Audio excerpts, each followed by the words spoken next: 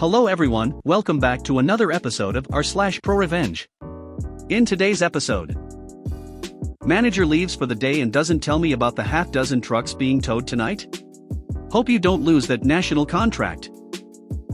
Monitor tech tried and failed to prove me wrong. Landlord tries to keep security deposit. No. Before we get started, make sure to subscribe so you will never miss a video. So let's get started. Manager leaves for the day and doesn't tell me about the half-dozen trucks being towed tonight? Hope you don't lose that national contract. For background's sake, I worked at an armored car company for 6 years. I moved up from driving on our routes to jumping them, meaning I was the guy actually going into stores and banks for the money, to working in the vault, prepping money to go out the next day, to de facto running the vault. They never officially made me a supervisor, and you're about to see why. This is when I was running the vault. Basically, we were a large satellite branch of a hub branch about 2 hours away. We ran almost 30 routes out of our branch, and didn't have room for a garage to fix the trucks, which broke down constantly.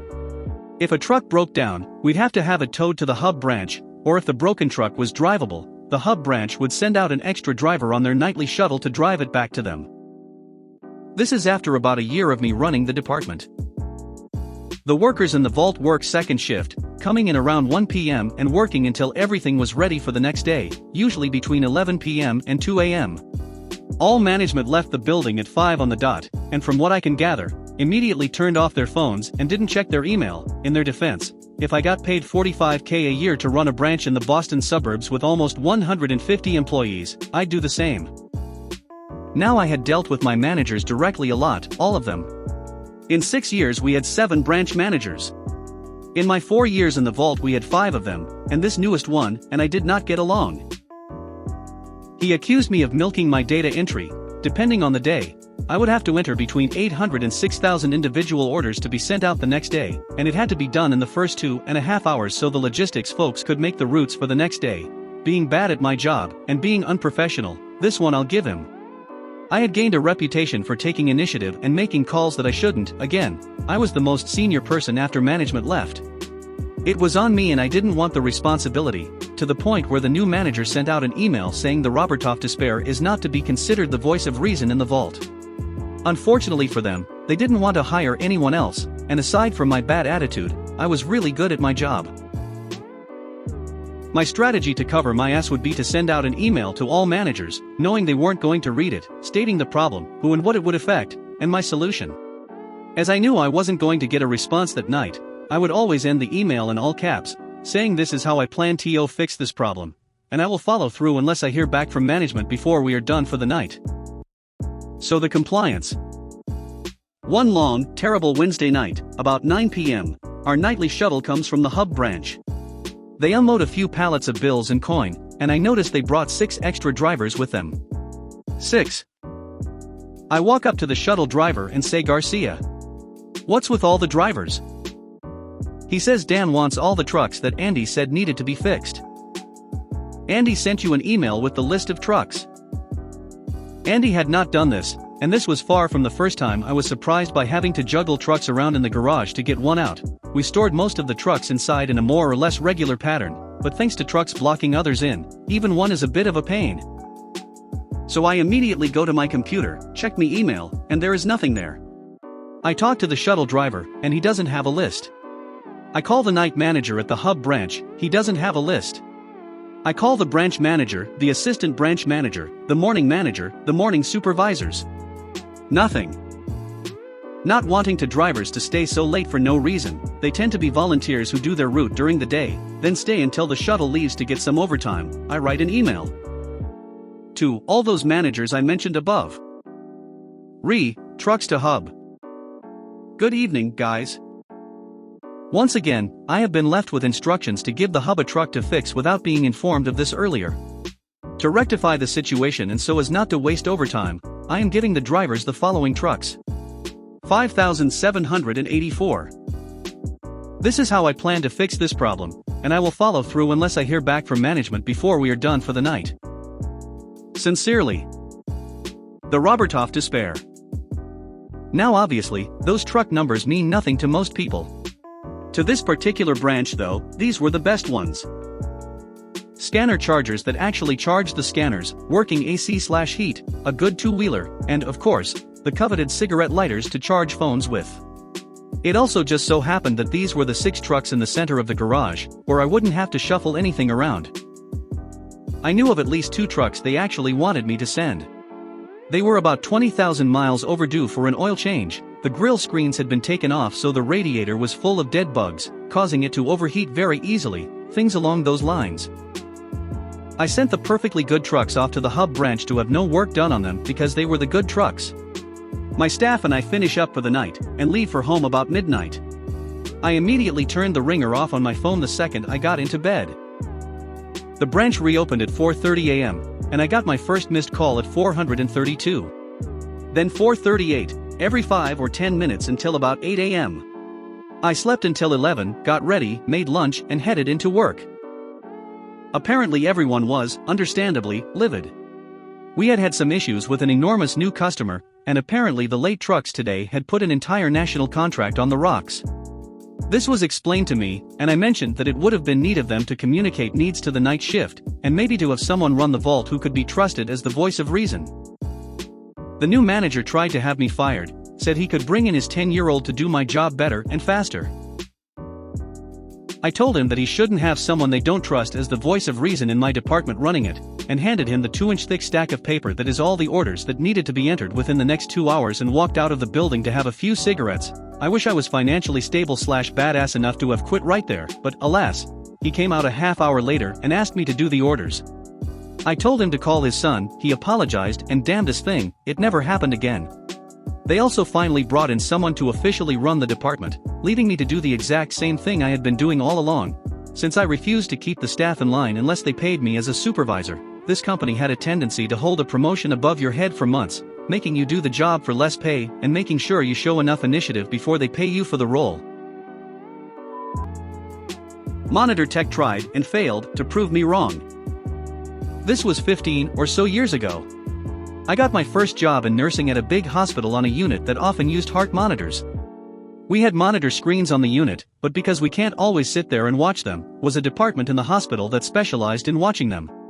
If a patient's heart did something wonky, they'd call us, but they also called us to notify us if the monitor wasn't working. I'm sure they had other duties, but I've never worked down there. So we had this patient who was admitted, and my nurse's aides were responsible for getting this patient set up on the monitor.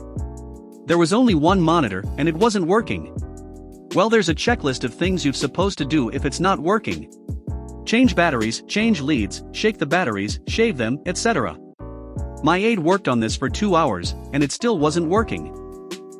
The monitor techs they called were completely unhelpful.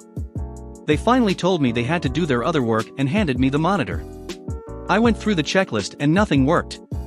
I spent at least another hour that I couldn't really afford to spend trying to get it to work. So I called the monitor techs and requested a new monitor. They have certain ones that are tied to a specific unit, like the broken one, but they also have floater monitors if some unit needs extra. They could not have been less helpful. They refused to send me a new one and insisted there was nothing wrong with the monitor, and that somehow changing the battery for the 9th time would do the trick. I lost it. My license is at stake here. I know this monitor isn't going to work no matter what I do, but I can't just leave this guy without one.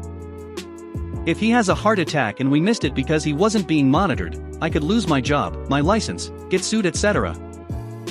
So I hung up, went to another unit, asked them for a monitor, and put him on it. It wouldn't show up on our unit's screens, but it would at least be monitored by someone. We don't cross-pollinate units often, but if the place is packed and floaters are out, they do it. I called and said he's on 8's monitor 89. Switch him over. The woman who picked up told everyone what I said, and they all groaned. I hear someone in the background say you tell her there is nothing wrong with that monitor. They refused to turn the monitor on. So I paged the house manager and she came down and rolled her eyes and told me that while they do teach floor staff how to troubleshoot, batteries, shaving, etc., it's actually the monitor tech's job to fix monitors that are being buggy. I didn't know that was a thing, but she pulled some dusty book out of the shelf behind me that outlined duties. So I called back and notified them that the manual said it was their job to fix this monitor. Again, the woman who answered repeated what I said to everyone in the room. I don't remember the exact words that were spoken, but basically the woman in the background was going to come prove me wrong. She came up and stood behind the nurse's station trying to make the monitor do anything. I was charting at the desk for most of that and my coworkers, and I spent the entire time glancing back and quietly laughing at her getting more and more frustrated. I have to give it to her, she spent a good hour and a half before finally accepting that it just wasn't going to fucking work. I never got an apology or anything, but watching her walk off in a huff was good enough. And a part of me hopes this put her behind on her own work tasks like I was.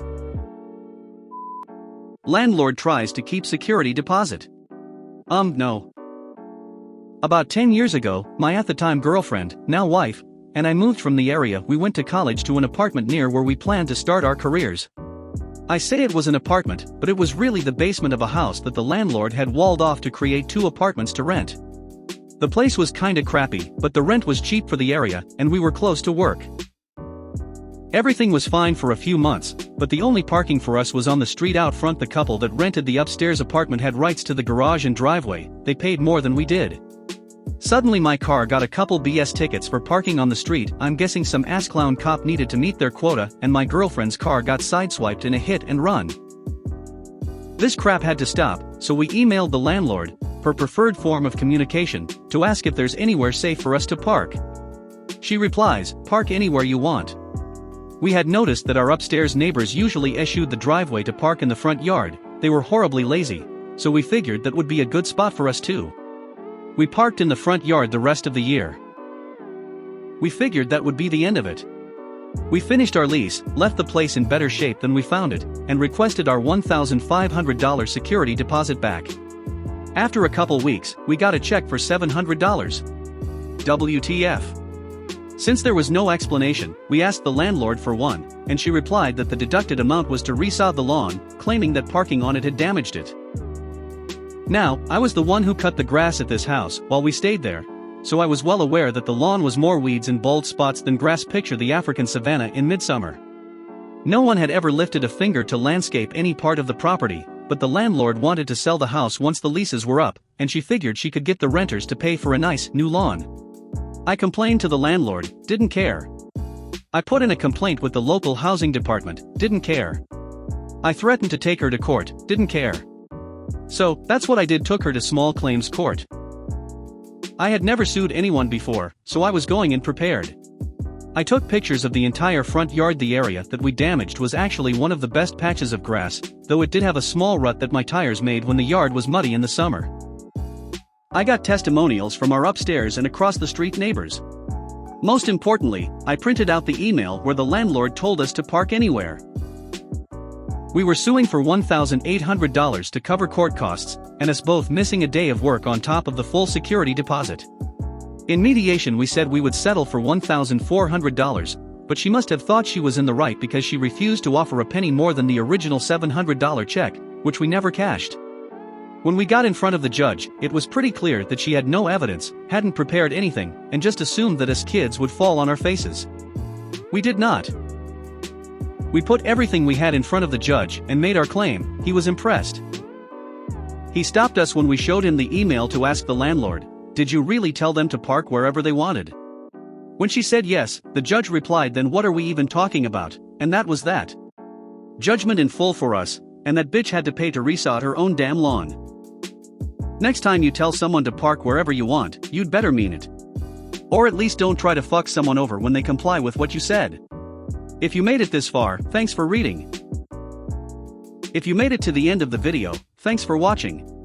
Don't forget to like, subscribe and share, and we will see you in the next video.